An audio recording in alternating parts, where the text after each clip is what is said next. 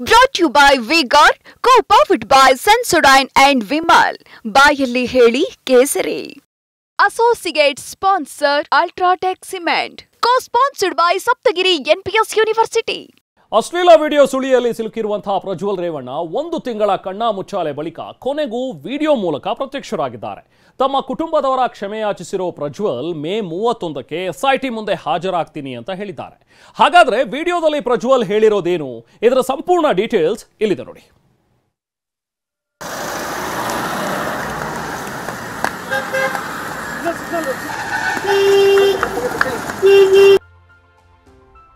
ಮೂವತ್ತೊಂದು ದಿನದ ಬಳಿಕ ಸಂಸದ ಪ್ರಜ್ವಲ್ ರೇವಣ್ಣ ಪ್ರತ್ಯಕ್ಷ. 2 ನಿಮಿಷ 57 ಸೆಕೆಂಡ್ನ ವಿಡಿಯೋ ರಿಲೀಸ್ ಮಾಡಿದ ಪ್ರಜ್ವಲ್, ಮೇ 31ಕ್ಕೆ ಬರ್ತೀನಿ, ವಿಚಾರಣೆಗೆ ಹಾಜರಾಗ್ತೀನಿ ಎಂದ ಸಂಸದ. ಏನು 31ನೇ ತಾರೀಕು 10 ಗಂಟೆಗೆ ಎಸ್ಐಟಿ ಮುಂದೆ ಬಂದು ನಾನು ಸಂಪೂರ್ಣ ಈ ಇನ್ವೆಸ್ಟಿಗೇಷನ್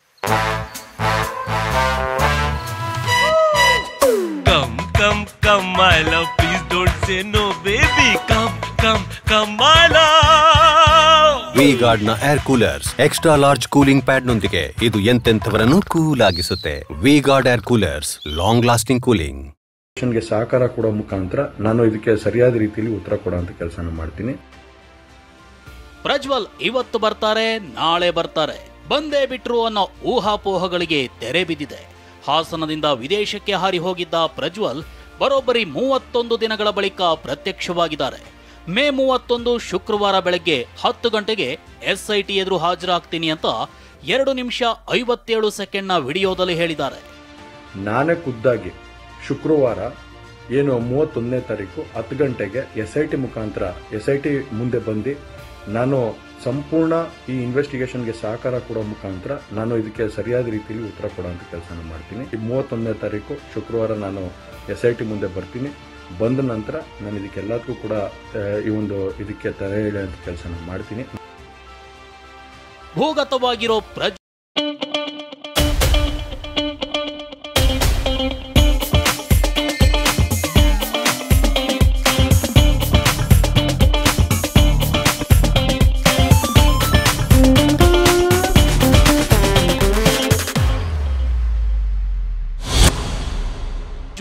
ಅಜ್ಞಾತ ಸ್ಥಳದಿಂದ ವಿಡಿಯೋ ರಿಲೀಸ್. 3 ಕೇಸ್ ದಾಖಲಾದ್ರೂ ಪ್ರಜ್ವಲ್ ಪತ್ತೆ ಇರಲಿಲ್ಲ. ನೋಟಿಸ್ ಮೇಲೆ ನೋಟಿಸ್ ಕೊಟ್ಟರು ಕ್ಯಾರೆ ಅಂದಿರಲಿಲ್ಲ. Lookout notice, blue corner notice, show cause notice ಕೊಟ್ಟರು ಪ್ರಜ್ವಲ್ನ ಸುಳಿವೇ ಇರಲಿಲ್ಲ. ಕಳೆದೊಂದು ತಿಂಗಳಿಂದ ಟಿಕೆಟ್ ಬುಕ್ ಮಾಡಿ ನಂತರ ಕ್ಯಾನ್ಸಲ್ ಮಾಡಿ ಎಸ್ಐಟಿಗೆ ಚಳ್ಳೆ ಹಣ್ಣು ತಿನ್ನಿಸ್ತಿದ್ದ ಪ್ರಜ್ವಲ್ ಕೊನೆಗೂ ಪ್ರತ್ಯಕ್ಷವಾಗಿದ್ದಾರೆ. ಭೂಗತವಾಗಿರೋ ಪ್ರಜ್ವಲ್ ಅಜ್ಞಾತ ಸ್ಥಳದಿಂದ ವಿಡಿಯೋ ರಿಲೀಸ್ ಮಾಡಿದ್ದಾರೆ. ವಿಡಿಯೋದಲ್ಲಿ ಕ್ಷಮೆ, ಸ್ಪಷ್ಟನೆ, ಪಿತೂರಿ ಬಗ್ಗೆ ಮಾತಾಡಿದ್ದಾರೆ. ಪ್ರಜ್ವಲ್ ವಿಡಿಯೋದಲ್ಲಿ ಏನೆಲ್ಲ ಹೇಳಿದ್ದಾರೆಂಬ ಕಂಪ್ಲೀಟ್ ಮಾಹಿತಿಯನ್ನ ಎಳೆ ಎಳೆಯಾಗಿ ತೋರಿಸ್ತೀವಿ ನೋಡಿ.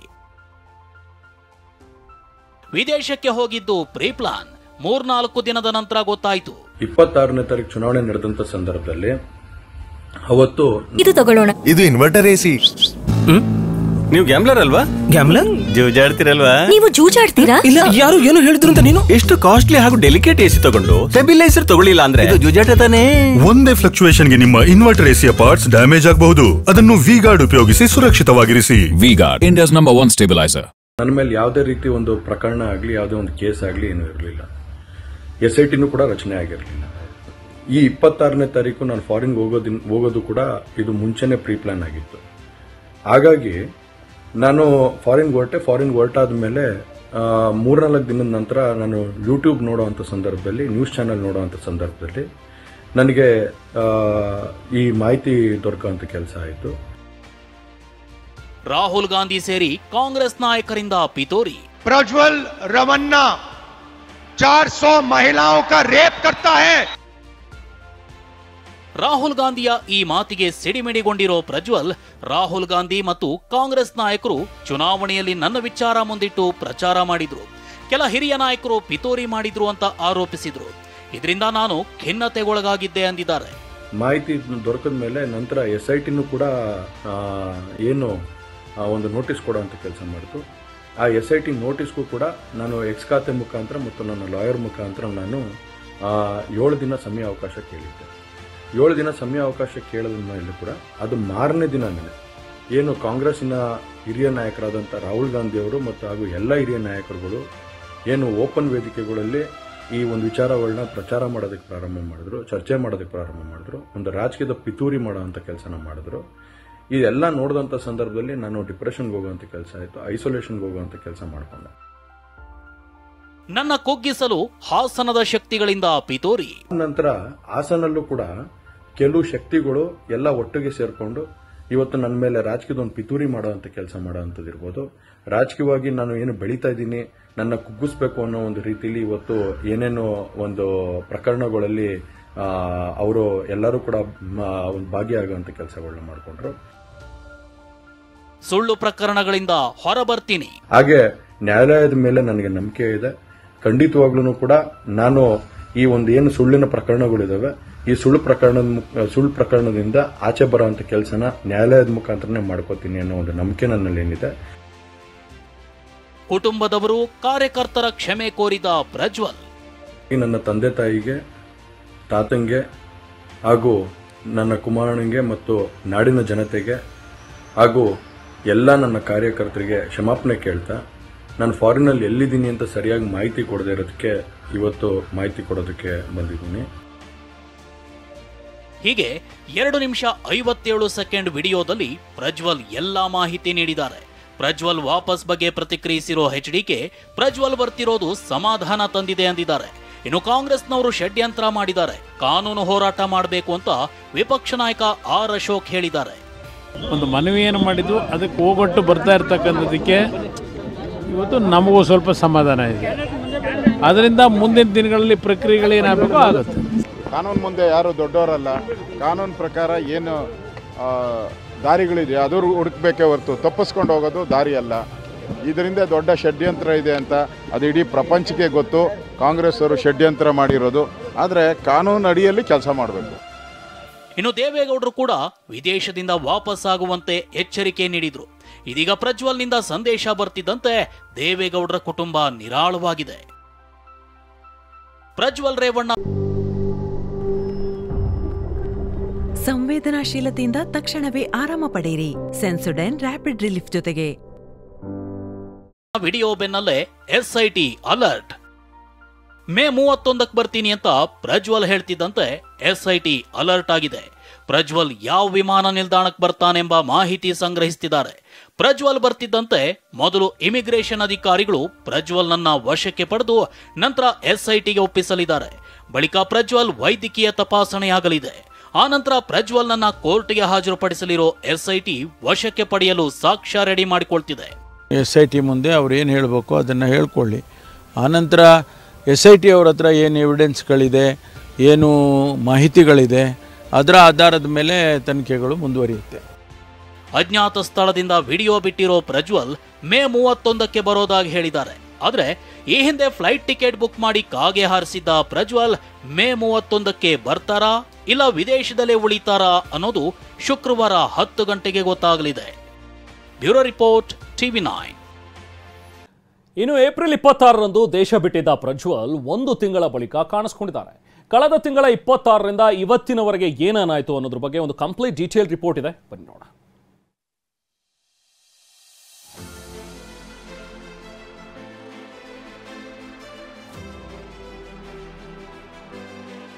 ಮೂವತ್ತೊಂದನೇ ತಾರೀಕು 10 ಗಂಟೆಗೆ ಎಸ್ಐಟಿ ಮುಂದೆ ಬಂದು ಸಂಪೂರ್ಣ ಈ ಇನ್ವೆಸ್ಟಿಗೇಷನ್ಗೆ ಸಹಕಾರ ಕೊಡೋ ಮುಖಾಂತರ ಉತ್ತರ ಕೊಡುವಂತ ಕೆಲಸ ಮಾಡ್ತೀನಿ. ಏಪ್ರಿಲ್ 26 ಲೋಕಸಭಾ ಚುನಾವಣೆಗೆ ಮತದಾನ ನಡೀತಿದ್ದ ದಿನವದು.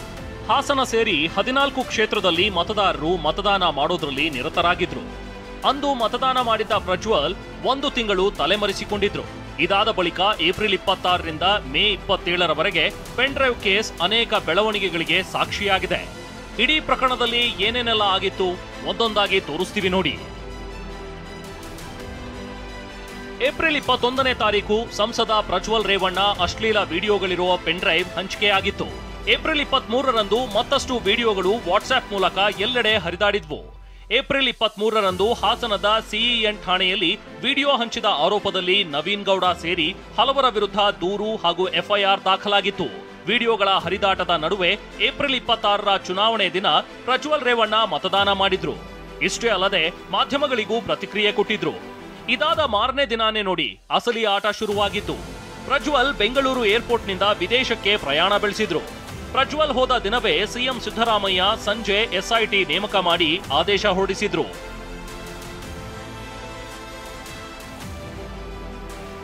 ಇದಾದ ನಂತರ ಏಪ್ರಿಲ್ 27ರಂದು ಪ್ರಜ್ವಲ್ ವಿಡಿಯೋ ಪ್ರಕರಣ ಮತ್ತು ಹಂಚಿಕೆ ಬಗ್ಗೆ ಎಡಿಜಿಪಿ ಬಿಕೆ ಸಿಂಗ್, ಎಸ್ಪಿಗಳಾದ ಸೀಮಾ ಲಾಟ್ಕರ್, ಸುಮನಾ ಡಿ ಪೆನ್ನೇಕರ್ ನೇತೃತ್ವದಲ್ಲಿ ಎಸ್ಐಟಿ ರಚಿಸಲಾಯಿತು. ಏಪ್ರಿಲ್ 28ರಂದು ಪ್ರಜ್ವಲ್ ಮತ್ತು ತಂದೆ ರೇವಣ್ಣ ವಿರುದ್ಧ ಮಹಿಳೆಯೊಬ್ಬರು ಲೈಂಗಿಕ ದೌರ್ಜನ್ಯ ದೂರು ಕೊಟ್ಟರು. ಅದೇ ದಿನ ಹೊಳೆನರಸೀಪುರದಲ್ಲಿ ದಾಖಲಾಗಿದ್ದ ಲೈಂಗಿಕ ಕಿರುಕುಳ ಪ್ರಕರಣವನ್ನ ಎಸ್ಐಟಿಗೆ ವರ್ಗಾವಣೆ ಮಾಡಲಾಗಿತ್ತು. ಇನ್ನು ತನಿಖೆ ಭಾಗವಾಗಿ ಸಂತ್ರಸ್ತ ಮಹಿಳೆಯಿಂದ ಏಪ್ರಿಲ್ 29ರಂದು ಸೆಕ್ಷನ್ 164ರ ಅಡಿಯಲ್ಲಿ ಹೇಳಿಕೆ ದಾಖಲಿಸಿಕೊಳ್ಳಲಾಗಿತ್ತು. ಮುಂದಿನ 24 ಗಂಟೆ ಒಳಗಾಗಿ ಹಾಜರಾಗುವಂತೆ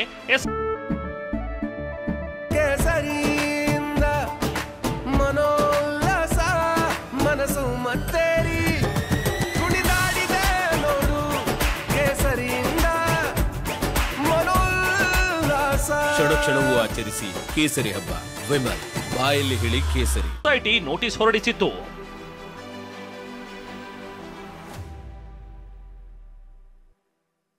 ಮೇ 1ರಂದು 1 ವಾರ ಕಾಲಾವಕಾಶ ನೀಡುವಂತೆ ವಕೀಲರ ಮೂಲಕ ಮನವಿ ಮಾಡಿಕೊಂಡಿದ್ರು.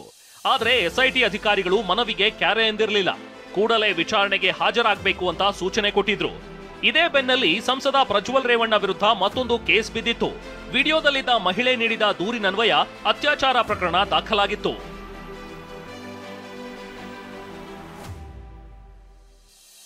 ಮೇ 2ರಂದು ಎಸ್ಐಟಿ ಅಧಿಕಾರಿಗಳು ಪ್ರಜ್ವಲ್ ರೇವಣ್ಣ ವಿರುದ್ಧ ಲುಕ್ಔಟ್ ನೋಟಿಸ್ ಜಾರಿ ಮಾಡಿದ್ರು. ಮೇ 4ನೇ ತಾರೀಖಿನಂದು ಎಸ್ಐಟಿ ಇಂಟರ್ಪೋಲ್ ಮೂಲಕ ಪ್ರಜ್ವಲ್ ರೇವಣ್ಣ ವಿರುದ್ಧ ಬ್ಲೂ ಕಾರ್ನರ್ ನೋಟಿಸ್ ಕೊಟ್ಟಿತ್ತು. ಇನ್ನು 3 ಬಾರಿ ನೋಟಿಸ್ ನೀಡಿದ್ರು ಪ್ರತಿಕ್ರಿಯಿಸದ ಕಾರಣಕ್ಕೆ ಮೇ 18ರಂದು ಕೋರ್ಟ್ ಮೂಲಕ ಅರೆಸ್ಟ್ ವಾರೆಂಟ್ ತಂದಿದ್ರು. ಈ ಬೆನ್ನಲ್ಲೇ ಪ್ರಜ್ವಲ್ ರಾಜತಾಂತ್ರಿಕ ಪಾಸ್ಪೋರ್ಟ್ ರದ್ದು ಮಾಡುವಂತೆ ಕೋರಿ ಸಿಎಂ ಸಿದ್ದರಾಮಯ್ಯ ಪಿಎಂ ಮೋದಿಗೆ 2 ಬಾರಿ ಪತ್ರ ಬರೆದಿದ್ರು. ಕೂಡಲೇ ವಾಪಸ್ ಬರುವಂತೆ ದೇವೇಗೌಡರು ಕೂಡ ಮೇ 23ರಂದು ಪತ್ರದ ಮೂಲಕ ವಾರ್ನಿಂಗ್ ಕೊಟ್ಟಿದ್ರು. ಎಷ್ಟೇ ಕಸರತ್ತು ಮಾಡಿದ್ರೂ ಪ್ರಜ್ವಲ್ ಮಾತ್ರ ದೇಶಕ್ಕೆ ಮರಳಲಿಲ್ಲ. ಹೀಗಾಗಿ ಎಸ್ಐಟಿ ಅಧಿಕಾರಿಗಳು ರಾಜತಾಂತ್ರಿಕ ಪಾಸ್ಪೋರ್ಟ್ ರದ್ದು ಮಾಡುವಂತೆ ಏಪ್ರಿಲ್ 24ರಂದು ಕಾನೂನು ಅಸ್ತ್ರ ಹೂಡಿದ್ರು. ಮಾರನೇ ದಿನವೇ ಅಂದ್ರೆ ಏಪ್ರಿಲ್ 25ರಂದು ವಿದೇಶಾಂಗ ಇಲಾಖೆ ರದ್ದು ಪ್ರಕ್ರಿಯೆ ಆರಂಭಿಸಿತ್ತು. ಶೋಕಾಸ್ ನೋಟಿಸ್ ಜಾರಿ ಮಾಡಿ 10 ದಿನಗಳಲ್ಲಿ ಉತ್ತರಿಸುವಂತೆ ಸೂಚನೆ ಕೊಟ್ಟಿತ್ತು. ಇಷ್ಟೆಲ್ಲಾ ಬೆಳವಣಿಗೆ ಬಳಿಕ 1 ತಿಂಗಳು ಆದ ಮೇಲೆ ಪ್ರಜ್ವಲ್ ಪ್ರತ್ಯಕ್ಷವಾಗಿದ್ದಾರೆ. ಇವತ್ತು 2 ನಿಮಿಷ 57 ಸೆಕೆಂಡ್ನ ವಿಡಿಯೋ ಮಾಡಿ ಹೊರಬಿಟ್ಟಿದ್ದಾರೆ. ಇದೇ ತಿಂಗಳು 31ನೇ ತಾರೀಕು ವಿಚಾರಣೆಗೆ ಬರೋದಾಗಿ ಹೇಳಿಕೆ ಕೊಟ್ಟಿದ್ದಾರೆ. ಇನ್ನು ರಾಜ್ಯ ರಾಜಕಾರಣದಲ್ಲಿ ಮಾತಿನ ಸಮರ ಕೂಡ ಜೋರಾಗಿಯೇ ನಡೀತಿದೆ. ಸಿಎಂ ಸಿದ್ದರಾಮಯ್ಯ ವಿರುದ್ಧ ಕುಟುಕಿದ ಮಾಜಿ ಸಿಎಂ ಕುಮಾರಸ್ವಾಮಿ ರಾಕೇಶ್ ಸಾವಿನ ವಿಚಾರ ಕೆದಕಿದ್ದಾರೆ. ಇವ್ರ ಮಗ ವಿದೇಶಕ್ಕೆ ಹೋದ್ನಲ್ಲ, ಪಾಪ ವಿದೇಶಕ್ಕೆ ಹೋಗಿ ಆ ದುರ್ಘಟನೆ ನಡೀತಲ್ಲ, ಯಾವ ಒಂದು ಕಾರ್ಯಕ್ರಮಕ್ಕೆ ಹೋಗಿದ್ದು ಅವತ್ತು ಇವ್ರು ಪರ್ಮಿಷನ್ ತಗೊಂಡೋಗಿದ್ರೆ ಅಲ್ಲಿ ನಡೆದಂತ ಘಟನೆಗಳೇನು ಅಂತಕ್ಕಂಥದ್ದು ತನಿಖೆ ಯಾಕೆ ಮಾಡಲಿಲ್ಲ? ಇಷ್ಟೆಲ್ಲ ಬೆಳವಣಿಗೆಗಳ ನಡುವೆ ಪ್ರಜ್ವಲ್ ಭಾರತಕ್ಕೆ ಬರೋದಾಗಿ ಕೊನೆಗೂ ಹೇಳಿದ್ದಾರೆ. ವಿಡಿಯೋದಲ್ಲಿ ಹೇಳಿದಂತೆ ಮೇ 31ಕ್ಕೆ ಬರ್ತಾರಾ ಅಥವಾ ಟಿಕೆಟ್ ಕ್ಯಾನ್ಸಲ್ ಮಾಡಿದಂತೆ ಕಣ್ಣಾಮುಚ್ಚಾಲೆ ಆಡ್ತಾರಾ ಅನ್ನೋದನ್ನ ಕಾದು ನೋಡಬೇಕು.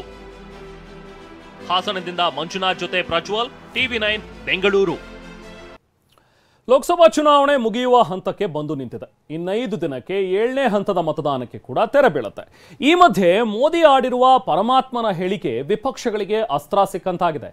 ಈಶ್ವರನೇ ನನ್ನನ್ನ ಕಳಿಸಿದ್ದು ಎಂದಿರೋ ಪ್ರಧಾನಿ ಹೇಳಿಕೆಗೆ ಕಾಂಗ್ರೆಸ್ ನಾಯಕರು ತಮ್ಮದೇ ಧಾಟಿಯಲ್ಲಿ ವ್ಯಂಗ್ಯವಾಡ್ತಿದ್ದಾರೆ. शायद ईश्वर ने ही मुझे किसी काम के लिए भेजा है, किसी पर्पज के लिए भेजा है और ईश्वर ही मुझसे सब कुछ करवाता है.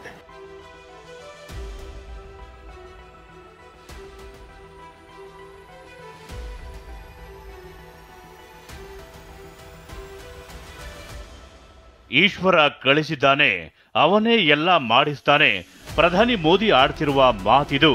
ಲೋಕಸಭಾ ಚುನಾವಣೆ ಪ್ರಚಾರದಲ್ಲಿರುವ ಮೋದಿ ಹಲವು ಕಡೆ ತಮ್ಮನ್ನ ಖುದ್ದು ಈಶ್ವರನೇ ಕಳಿಸಿದ್ದಾನೆಂದು ಹೇಳಿಕೊಂಡಿದ್ದಾರೆ.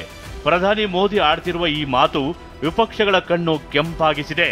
शायद ईश्वर ने ही मुझे किसी काम के लिए भेजा है, किसी पर्पज के लिए भेजा है और ईश्वर ही मुझसे सब कुछ करवाता है. ನರೇಂದ್ರ ಮೋದಿ ದೇವರ ಅವತಾರನ? ಸಿದ್ದರಾಮಯ್ಯ ಪ್ರಶ್ನೆ. ಪ್ರಧಾನಿ ಮೋದಿ ಹೇಳಿಕೆಗೆ ಸಿಎಂ ಸಿದ್ದರಾಮಯ್ಯ ತಿರುಗೇಟು ಕೊಟ್ಟಿದ್ದಾರೆ. ಪ್ರಧಾನಿಗೆ ಬಹುತ್ವದ ಮೇಲೆ ನಂಬಿಕೆ ಇಲ್ಲ ಅಂತ ಮಾತಿನಲ್ಲೇ ತಿವಿದಿದ್ದಾರೆ. ಇಷ್ಟೇ ಅಲ್ಲದೆ ಮೋದಿ ಏನು ದೇವರ ಅವತಾರನ ಎಂದು ಪ್ರಶ್ನೆಯನ್ನ ಮುಂದಿಟ್ಟಿದ್ದಾರೆ. ಇನ್ನು ಫಲಿತಾಂಶದ ಬಗ್ಗೆಯೂ ಮಾತನಾಡಿದ ಸಿಎಂ ಸೋಲಿನ ಭೀತಿಗೆ ಈ ರೀತಿ ಮಾಡ್ತಾರೆ ಅಂತ ಲೇವಡಿ ಮಾಡಿದ್ದಾರೆ. ನರೇಂದ್ರ ಮೋದಿ ಈಗ ಹೇಳ್ತಾರೆ, ನನಗೆ ದೇವರೇ ಕಳಿಸಿದಾನೆ, ವಿಪರ್ಯಾಸ ಈ ದೇಶದಲ್ಲಿ ದೇವರೇ ಕಳಿಸಿದಾನೆ, ನನಗೆ ವಿಕಸಿತ ಭಾರತವನ್ನು ಮಾಡಲಿಕ್ಕೆ ದೇವರು ಕಳಿಸಿದಾನೆ. ಏನು ದೇವ್ರ ಅವತಾರನ? ಈಗ ನೋಡಿ, ಸೋಲ್ತೀವಿ ಅಂತ ಗೊತ್ತಾಗ್ಬಿಟ್ಟು ಬಾಯಿಗೆ ಬಂದಾಗ ಮಾತಾಡ್ತಾ ಇದ್ದಾರೆ ನರೇಂದ್ರ ಮೋದಿ. ಇಲ್ಲ ಉದ್ದೇಶಪೂರ್ವಕವಾಗಿ ಮಾತಾಡ್ತಾ ಇದ್ದಾರೆ, ಓಟ್ಗೋಸ್ಕರ. ಖುದ್ದು ಪರಮಾತ್ಮನೇ ಕಳಿಸಿದ್ದಾನೆಂಬ ಹೇಳಿಕೆಗೆ ಸಚಿವ ಎಚ್ ಸಿ ಮಹದೇವಪ್ಪ ವ್ಯಂಗ್ಯವಾಡಿದ್ದಾರೆ. ದೇವದೂತ ಬಂದ ಮೇಲೆಯೇ ಈ ಎಲ್ಲಾ ಸಮಸ್ಯೆ ಶುರುವಾಗಿದೆ. 72 ರೂಪಾಯಿ ಇದ್ದ ಪೆಟ್ರೋಲ್ ಬೆಲೆ 100 ರೂಪಾಯಿಗೆ ಏರಿತು. 60 ರೂಪಾಯಿ ಇದ್ದ ಡೀಸೆಲ್ ಬೆಲೆ 85 ರೂಪಾಯಿಗೆ ಏರಿಕೆ ಆಯಿತು. ಡಾಲರ್ ಎದುರು ರೂಪಾಯಿ ಮೌಲ್ಯ ಕುಸಿದೋಯ್ತು ಅಂತ ತಿರುಗೇಟು ಕೊಟ್ಟಿದ್ದಾರೆ.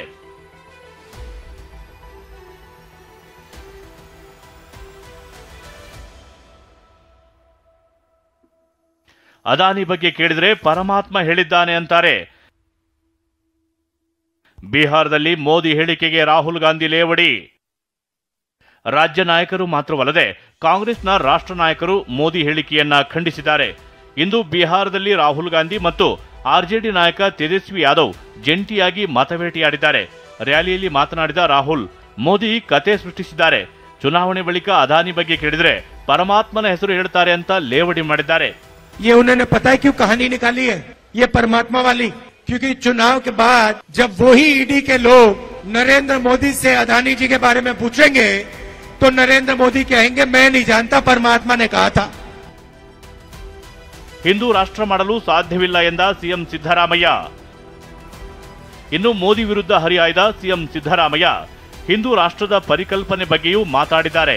ಹಿಂದೂ ರಾಷ್ಟ್ರ ಮಾಡೋದು ಕನಸಿನ ಮಾತು. ಈ ದೇಶವನ್ನ ಹಿಂದೂ ರಾಷ್ಟ್ರ ಮಾಡಲು ಸಾಧ್ಯವಿಲ್ಲ ಅಂತ ಕಿಡಿಕಾರಿದ್ದಾರೆ. ಹಿಂದೂ ರಾಷ್ಟ್ರ ನಿರ್ಮಾಣ ಮಾಡ್ತೀವಿ ಅಂತಕ್ಕಂಥ ಹೇಳ್ತಕ್ಕಂಥದ್ದು ಇದೆಯಲ್ಲ, ಇದು ಕನಸಿನ ಮಾತು. ಈ ದೇಶಕ್ಕೆ ಆಗ್ತಕ್ಕಂಥ ವಿಚಾರ ಅಲ್ಲ. ರಾಮ ಮಂದಿರಕ್ಕೆ ಬಾಬರಿ ಬೀಗ ಹಾಕುತ್ತಾರೆ. ಇಂಡಿಯಾ ಮೈತ್ರಿ ವಿರುದ್ಧ ಅಮಿತ್ ಶಾ ಆರೋಪ. ಅತ ಕಾಂಗ್ರೆಸ್ ನಾಯಕರು ದೇವದೂತ ಹೇಳಿಕೆಯನ್ನೇ ಅಸ್ತ್ರ ಮಾಡಿಕೊಂಡ್ರೆ, ಇತ್ತ ರಾಮ ಮಂದಿರ, ತ್ರಿಬಲ್ ತಲಾಕ್ ಹಾಗೂ 370ನೇ ವಿಧಿಯನ್ನೇ ಇಟ್ಟುಕೊಂಡು ಕೇಸರಿ ಕಲಿಗಳು ಪ್ರತ್ಯಾಸ್ತ್ರ ಬಿಟ್ಟಿದ್ದಾರೆ. ಚುನಾವಣೆ ಆರಂಭವಾದಾಗಿಂದ ಬಿಜೆಪಿ ವಿಪಕ್ಷಗಳ ವಿರುದ್ಧ ಗಂಭೀರ ಆರೋಪಗಳನ್ನೇ ಮಾಡ್ತಿದೆ. ಇಂದು ಕೂಡ ಉತ್ತರ ಪ್ರದೇಶದ ಖುಷಿನಗರದಲ್ಲಿ ಮಾತನಾಡಿದ ಅಮಿತ್ ಶಾ, ಇಂಡಿಯಾ ಮೈತ್ರಿಕೂಟ ಬಂದ 5ನೇ ವರ್ಷ ರಾಮ ಮಂದಿರಕ್ಕೆ ಬಾಬರಿ ಬೀಗ ಹಾಕ್ತಾರೆ ಎಂದು ಸ್ಫೋಟಕ ಹೇಳಿಕೆ ನೀಡಿದ್ದಾರೆ. और 5वें साल में राम मंदिर पर बाबरी ताला लगाने का काम करेंगे. बाबरी ताला. ಒಟ್ನಲ್ಲಿ ಲೋಕಸಭಾ ಚುನಾವಣೆಗೆ ತೆರೆ ಬೀಳಲು ಇನ್ನು 5 ದಿನ ಮಾತ್ರ ಬಾಕಿ ಇದೆ. ಕೊನೆ ಹಂತದ ಚುನಾವಣೆ ತಯಾರಿಯಲ್ಲಿರುವ ರಾಜಕೀಯ ಪಕ್ಷಗಳು ಆರೋಪಗಳ ಮೇಲೆ ಆರೋಪ ಮಾಡ್ತಿವೆ. ಸಾಲದಕ್ಕೆ ಏಟಿಗೆ ಎದುರೇಟು ಕೊಡುವುದರಲ್ಲೇ ತಂತ್ರ ಹೆಣೆಯುತ್ತಿದ್ದಾರೆ. Bureau report, TV9. ರಾಜ್ಯದಲ್ಲಿ ಲೋಕಸಭೆ ಚುನಾವಣೆ ಹವಾ ಮುಗಿದ್ರೂ ಮಾತಿನ ಕಾವು ಮಾತ್ರ ತಣ್ಣಗಾಗಿಲ್ಲ. ಶಿಕ್ಷಣ ಸಚಿವ ಮಧು ಬಂಗಾರಪ್ಪ ಬಗ್ಗೆ ವಿಜಯೇಂದ್ರ ಆಡಿದ್ದ ಮಾತು ಈಗ ಕತ್ತರಿವರೆಗೂ ಹೋಗಿ ನಿಂತಿದೆ. ರಾಜಕೀಯ ಅಖಾಡದಲ್ಲಿ ಇಬ್ಬರ ಮಧ್ಯೆ ಹೇರ್ ಕಟಿಂಗ್ ಕದನ ನಡೀತಾ ಇದೆ. ಏನದು ನೀವು ನೋಡಿ.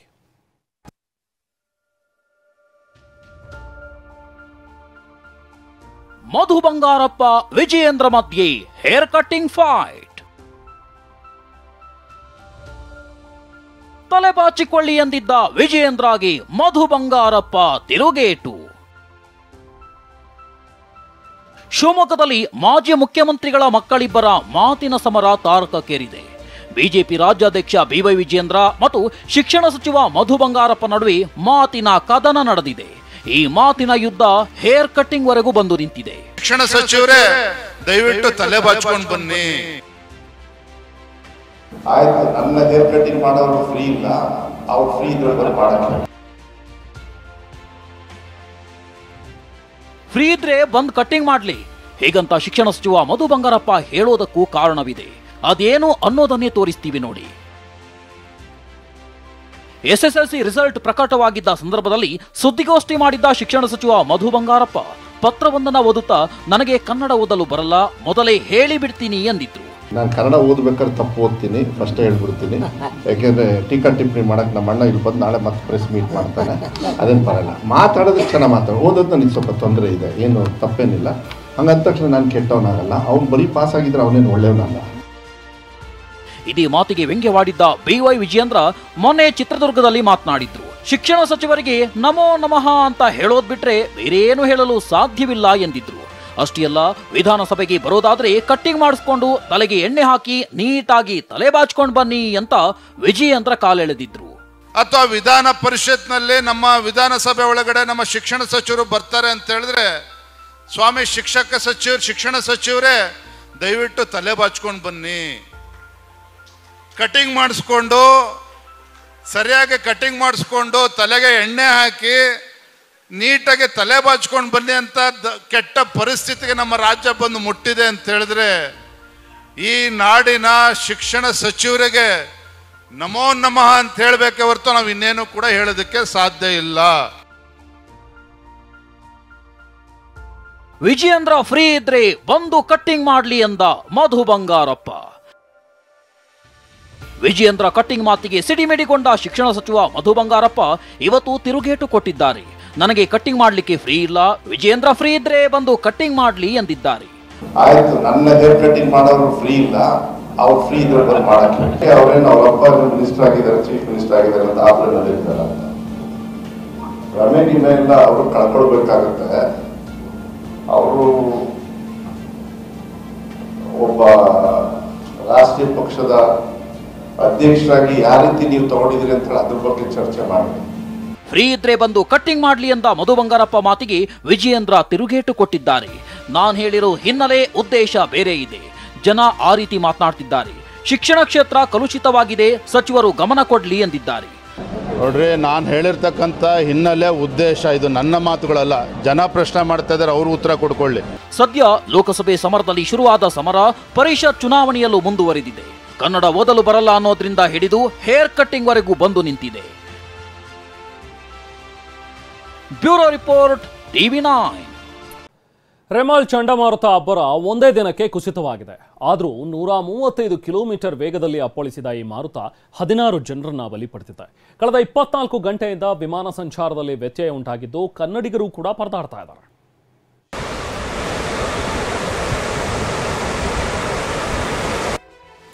ರೆಮಲ್ ಆರ್ಭಟಕ್ಕೆ 10 ಜನರ ಬಲಿ. ನಿನ್ನೆ ರಾತ್ರಿ ಪಶ್ಚಿಮ ಬಂಗಾಳದ ಸಾಗರ್ ಐಲ್ಯಾಂಡ್ ಮತ್ತು ಬಾಂಗ್ಲಾದೇಶದ ಮೊಂಗ್ಲಾ ಪ್ರದೇಶದಲ್ಲಿ ರೆಮಲ್ ಅಪ್ಪಳಿಸಿತ್ತು. 135 ಕಿಲೋಮೀಟರ್ ವೇಗದಲ್ಲಿ ರೆಮಲ್ ಅಪ್ಪಳಿಸುತ್ತಿದ್ದಂತೆ ಬಾಂಗ್ಲಾದೇಶ್, ಪಶ್ಚಿಮ ಬಂಗಾಳ ಮತ್ತು ಪಶ್ಚಿಮ ಬಂಗಾಳದ ಕರಾವಳಿಯ ಕೆಲವೆಡೆ ಭಾರೀ ಮಳೆಯಾಗಿದೆ. ಕೋಲ್ಕತಾದ ಎಂಟಲಿ ಎಂಬಲ್ಲಿ ಕಟ್ಟಡದ ಕಾಂಕ್ರೀಟ್ ಬಿದ್ದು 50 ವರ್ಷದ ವ್ಯಕ್ತಿಯೊಬ್ಬರು ಮೃತಪಟ್ಟಿದ್ದಾರೆ. ಬಾಂಗ್ಲಾದೇಶದಲ್ಲಿ 10 ಮಂದಿ, ಪಶ್ಚಿಮ ಬಂಗಾಳದಲ್ಲಿ 6 ಮಂದಿ ಸೇರಿ ಒಟ್ಟು 16 ಜನರು ಸಾವಿಗೀಡಾಗಿದ್ದಾರೆ. ರೆಮಲ್ ಆರ್ಭಟಕ್ಕೆ ಪಶ್ಚಿಮ ಬಂಗಾಳದ ಕರಾವಳಿ ಜಿಲ್ಲೆಗಳಲ್ಲಿ 100 ಮರಗಳು ಧರೆಗುರುಳಿವೆ. ನೆಲಕ್ಕುರುಳಿದ ಮರಗಳನ್ನು NDRF ತಂಡ ತೆರವು ಮಾಡಿದೆ. ಮುಂಜಾಗ್ರತಾ ಕ್ರಮವಾಗಿ ಕರಾವಳಿ ತೀರದ 1 ಲಕ್ಷಕ್ಕೂ ಹೆಚ್ಚು ಜನರನ್ನ ಸ್ಥಳಾಂತರ ಮಾಡಿದ ಪರಿಣಾಮ ಹೆಚ್ಚಿನ ಅನಾಹುತ ತಪ್ಪಿಸಲಾಗಿದೆ. ಇನ್ನು 21 ಗಂಟೆಯ ನಂತರ ವಿಮಾನ ಸಂಚಾರವನ್ನು ಕೂಡ ಆರಂಭಿಸಲಾಗಿದೆ. ವಿಮಾನ ಸೇವೆ ವ್ಯತ್ಯಯ, ಕನ್ನಡಿಗರ ಪರದಾಟ. ರೆಮಲ್ ಚಂಡಮಾರುತದ ಎಫೆಕ್ಟ್ ಅಂಡಮಾನ್ ಮತ್ತು ನಿಕೋಬಾರ್ ಪ್ರವಾಸಕ್ಕೆ ತೆರಳಿದ ಕನ್ನಡಿಗರಿಗೆ ತೆಟ್ಟಿದೆ. ಸೈಕ್ಲೋನ್ನಿಂದ ವಿಮಾನ ಸಂಚಾರದಲ್ಲಿ ವ್ಯತ್ಯಯ ಉಂಟಾಗಿದೆ. ಹೀಗಾಗಿ ಮೈಸೂರು, ದಾವಣಗೆರೆ ಸೇರಿ ವಿವಿಧೆಡೆಯಿಂದ ಅಂಡಮಾನ್ ನಿಕೋಬಾರ್ಗೆ ತೆರಳಿದ್ದ 180ಕ್ಕೂ ಹೆಚ್ಚು ಕನ್ನಡಿಗರು ಪರದಾಡ್ತಿದ್ದಾರೆ. ಆಹಾರ, ಅನ್ನ, ನೀರು ಸಿಗದೆ ಸಂಕಷ್ಟಕ್ಕೆ ಸಿಲುಕಿದ್ದಾರೆ. ಕೇಂದ್ರ ಮತ್ತು ರಾಜ್ಯ ಸರ್ಕಾರ ಸಹಾಯ ಮಾಡಬೇಕು ಅಂತ ಮನವಿ ಮಾಡಿದ್ದಾರೆ. Bureau report, TV9. Brought to you by V-Guard, co-powered by Sensodyne and Vimal. ಬಾಯಲ್ಲಿ ಹೇಳಿ ಕೇಸರಿ. Associate sponsor Ultratech Cement. Co-sponsored by Saptagiri NPS University.